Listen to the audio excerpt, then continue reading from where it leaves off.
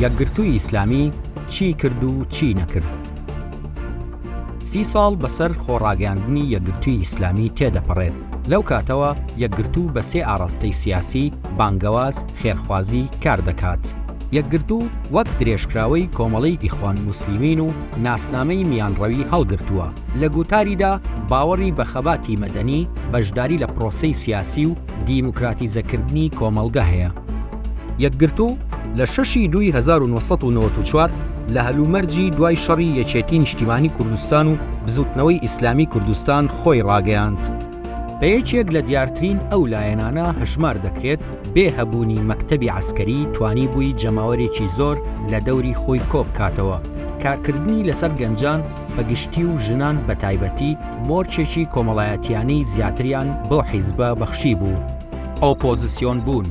یەکگرتوو خۆی وەک بوو یەکەم حیزبی ئۆپۆزیسیۆن دەناسێنێت. ساڵی 2005 و لە هەڵبژاردنەکانی ئەنجومەنی نوێنەرانی عێراق سربەخۆیانە لە دەرەوەی هاوپەیمانی پارتی و یەکێتی و هێزەکانی دیکەی هەرێم چووە هەڵبژاردنەوە. توانی 5 کورسی پەرلەمانی عێراق بەدەست بهێنێت.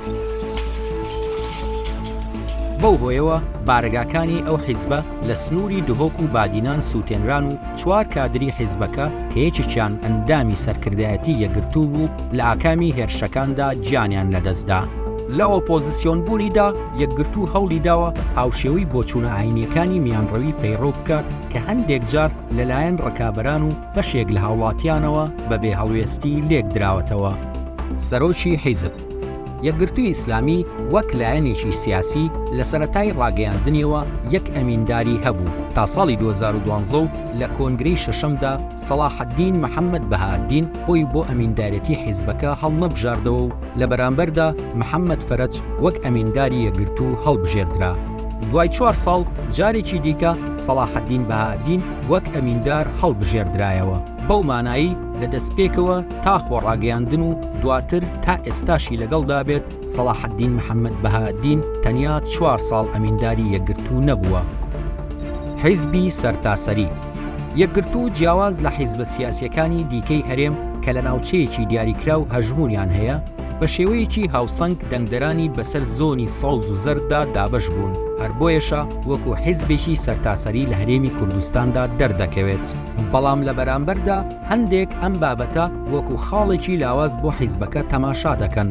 بە تایبەت لە هەندێک دۆخی سیاسیدا هەڵوێستی حیزبەکە تووشی ڕاڕایی دەبێت.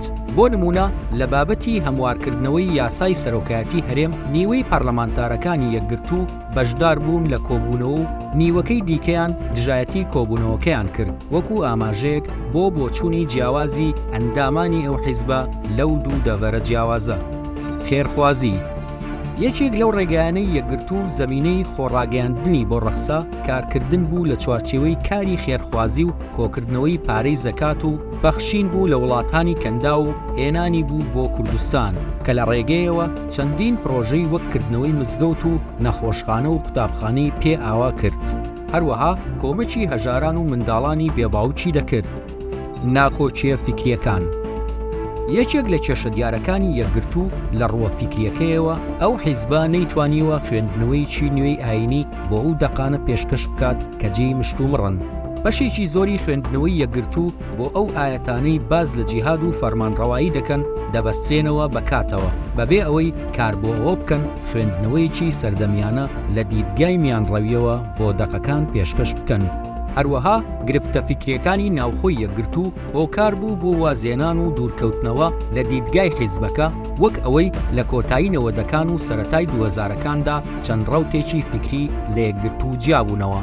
هاوکات حیزبەکە وەکو پێویست نەیتوانیوە پارێزگاری لە سامانی مرۆیی خۆی بکات بە جۆرێک ژمارەیەک لە کەسایەتیە دیارەکانی لە ئاستی سەرکردایەتی و بانگەوازکارانی لی دابڕاون و هیچ گەڵاڵەیەکی بۆ ئاشتکردنەوە و گەڕانەوەیان پێشکەش نەکردووە. کاتێکیش لە زۆنی بادینان شاری زیاتر دەخرێتە سەر بنکەی جەماوەری و کادیرانیان حیزبەکە هیچ هەڵوێستێکی ئەو تۆی دەرنەبڕیوە کە ببێتە بربەست لە بەردەم فشارەکان و پارێزگاری لە جەماوەرەکەی بکات. ئەمەش دیارترین ئەو ڕەخنانەیە لە ئاستی بنکەی جەماوەری لە دوهۆک و بادینان لە سەرکردایەتی حیزبەکە دەگیرێت و بەوە تۆمەتبار دەکرێت کە بەرژەوەندیە سیاسیەکانی سەرکردایەتی لە پێناو ژیانی ئەندامانی ناخاتە مەترسیەوە.